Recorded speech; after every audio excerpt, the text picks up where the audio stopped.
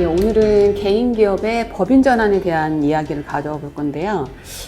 법인 전환하는 이유는 아무래도 성실신고 대상을 회피하기 위한 목적이 좀 많을 것 같더라고요. 용의 꼬리가 되는 것보단 뱀의 머리가 낫다라는 사자성어도 있는데 성실신고 확인제도에 대해서 설명 좀 해주시겠어요?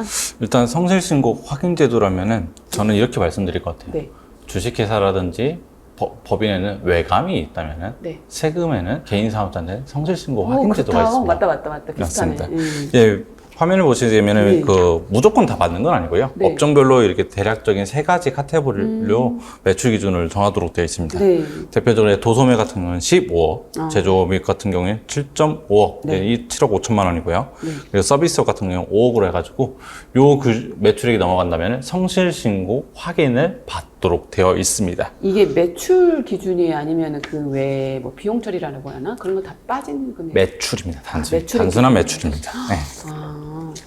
그러면 어쨌든 2018년에 세법이 개정되면서 소규모 법인에 대해서도 그 성실신고 확인 대상 적용을 하게 됐잖아요. 네, 맞습니다. 그 부분에 대한 거 설명 좀 해주시겠어요? 자, 이렇게 성실신고 확인제도를 도입하게 되니까 네. 이 개인사업자분들이 이럴 거면은 난 외감 수준도 아니고 법인 전환해서 성실신고 확인을 피하자 한 거죠. 저부터도 그럴 것 같은데. 네, 그래가지고 이런 이제 어떻게 보면 또 과세관청에서 이것을 좀 안 좋게 봐가지고 이렇게 성실신고 확인자들이 네. 법인 전환을 하게 되면은 3년 동안 법인일지라도 네. 성실신고 확인을 받으라는 것이 소규모 법인 성실신고 확인제도입니다. 세부 다 보겠다라는 뭐 그런 것 같네요. 네, 맞습니다. 네. 그렇다면 법인 전환을 하는 이유가 어쨌든 성실신고를 회피하기 위한 것이라고 했는데 성실신고 확인 대상이 되면 어떤 리스크가 좀 큰 건가요? 일단은 단순한 세무대리 입장에서 단순한 세금 신고, 네. 세무대리가 아니고요. 네. 실제 저도 해봤지만은 기술하는 서류가 들어가요. 일동안 이제 단순히 그동안은 숫자로만 이렇게 입력하고 신고를 했으면 끝났는데 네. 각 계정방별로 탈세 혐의가 없습니다. 뭐 현금 매출 누락이 없습니다. 이런 식으로 기술이 들어가도록 돼 있고요. 기장세무사가요? 네, 맞습니다. 그리고 또 문제가 마치 회계 감사도 네. 감사가 잘못되면 회계사도 신고받잖아요. 맞아요. 성실신고 확인제도도 그렇습니다. 기장세무사 부담스러워 네, 하시겠네. 그렇습니다. 부담스러워 하시기 때문에 네. 본인이 징계가 받을 수 있기 때문에 그래서 예전보다는 그 성실신고 아닌 것보다는 네. 더 보수적으로 신고를 대리할 수밖에 없습니다. 기장세무사님들 되게 부담스러워 하겠네요, 정말. 네, 맞습니다. 그럼 법인 전환할 때 개인에서 법인으로 가져올 경우에 아무래도 그 영업권의 무형자산이 네, 맞습니다. 제일 그 좀 비용 처리되는 부분 때문에 좀 클 텐데요. 영업권에 대한 설명 좀 해주시겠어요? 우리가 뭐 영업권이란 단어를 쉽게 설명드리면은 네. 일상생활에서 들어봤을 법한 권리금 비슷한 거라고 보시면 돼요. 우리가 좋은 목에 있는 상가에 대해서 네. 부동산 들어갈 때 권리금을 제공받잖아요. 네. 받잖아요. 그거 말고도 우리가 이제 어떤 사업을 사올 때 네. 단순한 이제 순자산도 있지만은 그 회사의 그 사업의 영업력이라는 것이 있잖아요. 그것을 부가적으로 붙일 수 있는 것이 영업권입니다. 그거에 대한 가치가. 네. 그래서 이제 개인 사업자에서 네. 법인을 전할 때 네. 사실상 내가 대표인 법인이지만은 네. 엄연히 인격이 다른 거기 때문에 그곳을 사업을 사온다는 느낌이고요. 네. 그래서 그 개인 사업체를 사올 때 네. 영업권을 지불할 수 있습니다. 네. 사례로 한번 설명 좀 부탁드릴게요. 사례를 보시면은 네. 일반적으로 법인, 쉽게 말해서 개인 사업자를 법인 형태로 바꾸는 겁니다. 네. 그렇게 보시게 되면은 네. 사를 갖다 붙여놓는 거예요. 네. 그래서 보시면은 이제 자산 네. 1억 똑같이 들어가고요. 네. 부채도 그대로 승계되기 때문에 3천만 원 들어가고 네. 순자산 당연히 7천만 원이 되겠죠. 그대로 들어가. 여기 미지급금 순자산으로 되어 있는 것은 네. 이 자산과 부채에 대한 대가인 거고요. 제가 말씀드렸던 영업권에 대해서 대가를 지급하게 되면은 네. 법인은 네. 대가를 지급하시는 거기 때문에 네. 미지급금이라든지 이런 현금의 유출이 발생돼서 네. 이렇게 오른쪽에 3억이 네. 잡혀 있고요. 네. 반대로 사원국이기 때문에 네. 자산으로 인식할 수 있습니다. 네. 영업권이라는 이름으로 자산 개정과목 3억이 잡아서, 잡혀 있는 거죠. 똑같이 들어갔네요. 네, 그렇습니다. 네. 그러면 영업권 양도를 통한 전세 효과가 지금 크다고 하셨는데 회계 처리는 어떻게 되는 건가요? 일반적으로 이제 개인 입장에서는 영업권을 받는 입장이죠. 네. 이때는 기타 소득으로 과세하도록 되어 있습니다. 네. 기타 소득을 이제 원천 징수를 하도록 되어 있고요. 네. 그리고 다음 달 5월 달에 이것도 종합소득이기 때문에 신고하도록 되어 있습니다. 반대로 지급하는 법인인 경우에는 네. 네, 무형자산으로 계상이 되고요. 네. 이걸 지급할 때 이제 바로 비용 처리되는 건 아니고요. 네. 5년에 나눠서 정액법으로 네. 삼각하게 나서 5년 할부로 비용 처리가 되겠습니다. 아, 정확하게 이렇게 낳게 하는 거구나. 네, 그렇습니다. 그러면 영업권의 장점이 뭘까요? 어쨌든 뭐니 해도 세금 절세하는 게 좀 가장 중요한 건데. 그렇죠. 굳이 왜 영업권이라는 이름으로 따로 받을 필요가 있느냐? 네. 절세 효과 때문이죠. 네. 자, 우리가 기타 소득으로 분류하게 되면은 이 기타 소득 중에 일부는 네. 비용 지출이 없어도 네. 비용으로 일부 인정해주는 부분이 네네네. 있습니다. 그 율이 현재는 60%입니다. 내가 이 영업권을 얻으면서 돈을 받으면서 네. 지출한 게 없잖아요, 사실상. 그렇죠. 근데 비용 60%를 인정해 주는 겁니다. 절반 이상을 비용으로 인정해 주는 거죠. 네네네네. 그렇게 되게 되면은 네. 예시를 들어보도록 네네. 하겠습니다. 네. 단순히 내가 급여 5억을 받는다. 네. 그러면 제가 대략적으로 계산할 때 세금이 예. 1억 6,500만 원 정도가 나옵니다. 종합소득세로 하면. 네, 그렇습니다. 여기 뭐 근로소득이라든지 이런 것들 때문에 네. 크지 않은데 네. 영업권으로 5억을 순전히 받았다라고 네. 가정하게 되면은 네. 1억 1,600만 원 정도가 나옵니다. 아까 기타소득 그걸 반영했기 네, 때문에 그렇죠. 이렇게 나온 경비가 거구나. 60%를 인정을 돼가지고 네.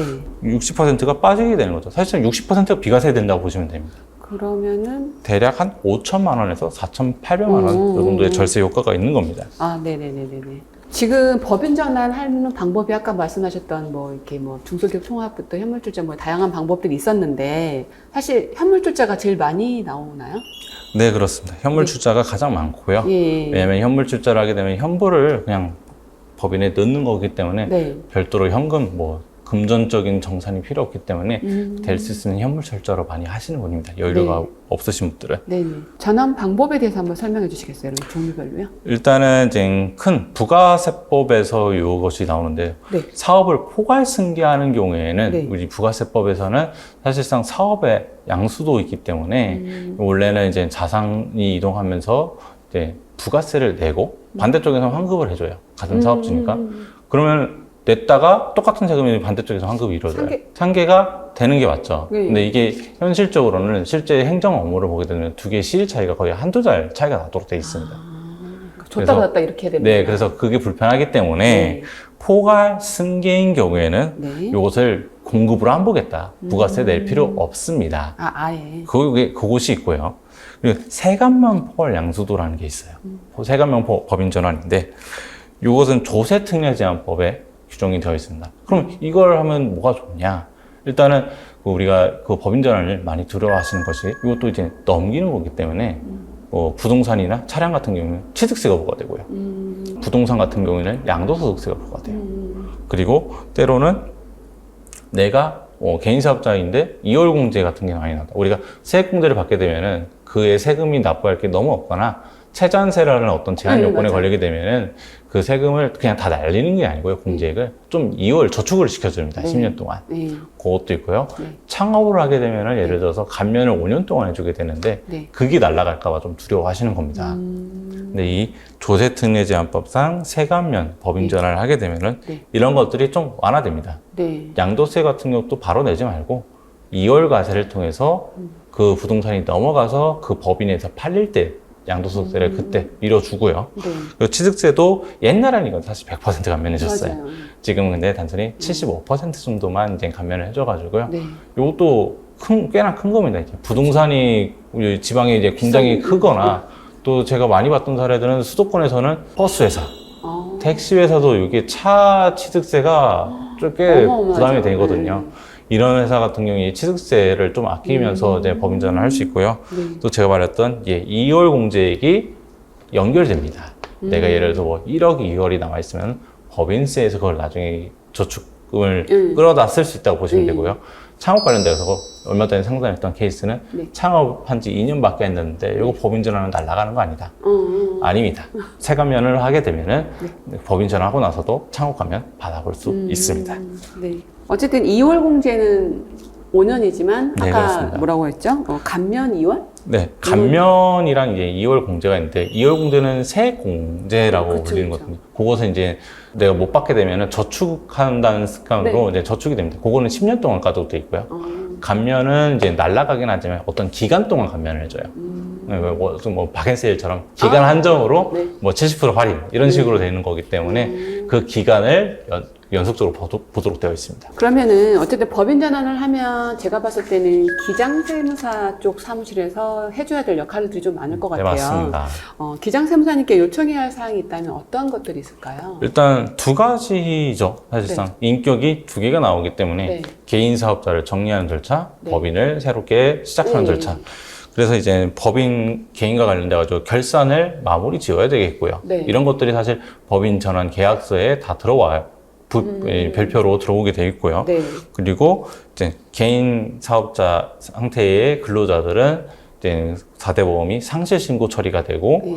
법인 쪽에 직구용되는 형태로 넘어가게 돼 있고요. 네. 그리고 이제 세금 계산서 관련된 문제에서도 법인이 설립되고 나서는 그때부터 이제 법인에서 세금 계산서가 발급되어야 되겠습니다. 네.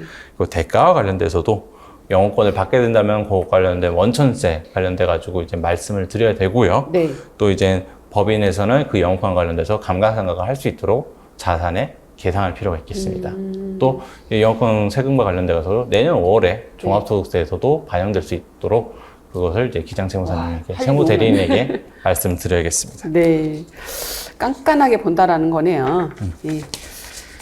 마지막으로 법인 전환하게 되는 절차와 체크사항이 있다면 어떤 것들이 있을까요?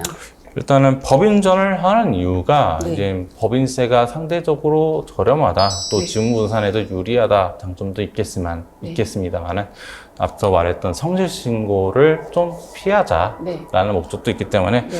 성실신고 대상자이신지 확인할 볼 필요가 있거든요. 네. 그래서 성실신고 대상자이시면 3년 동안 성실신고를 받아야 되기 때문에 지금 당장 지금 현재 내가 성실신고 대상자인지 파악할 필요가 있겠고요. 네. 또 이제 제가 취득세 얘기했었죠. 네. 만약에 토지, 건물, 뭐 자동차가 없고 네. 새 감면 받을 것도 없고 지금 네. 기간 남은 감면도 없고 네. 이월 공제액도 없다. 네. 그럼 사실 뭐 조세특례제한법 세감면 포괄 양수도 안 하셔도 돼요. 네, 근데 토지, 건물이 많으시거나 이제 뭐 자동차가 있으시다든지 뭐 이런 공제 감면이 좀 아직 많이 남아 있으신 분들은 무조건 될 수 있으면은 그게 손해가 심하기 때문에 네. 조세특례제한법상 세감면 법인 전환을 권유드리고요. 네.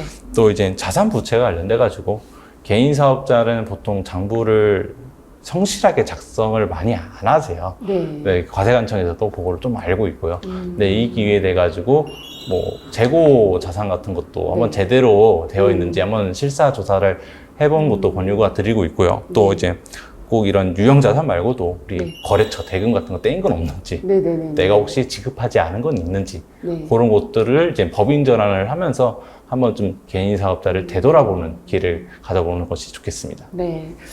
오늘은 그 법인 전환에 대한 이야기를 했는데요. 그 세무사님 말씀 중에 제일 와닿았던 게 사실 법인은 그 감사보고서를 써야 되기 때문에 외감을 좀 회피하려고 하는 그런 것들을 좀 많이 준비를 하시더라고요. 회사를 네, 맞습니다. 쪼개기도 하고. 근데 개인이 성실신고 대상에서 이 법인 전환 이 부분도 똑같이 외감 대상이라는 말이 좀 되게 와닿았는데. 그렇죠. 세무계의 외금 감사합니다. 네. 어쨌든 예, 용의 머리가 되느냐, 예, 뱀의 꼬리가 되느냐 잘 판단을 해보셔야 될 것 같습니다. 네, 오늘 맞습니다. 법인 전환에 대한 얘기 감사합니다. 네, 감사합니다.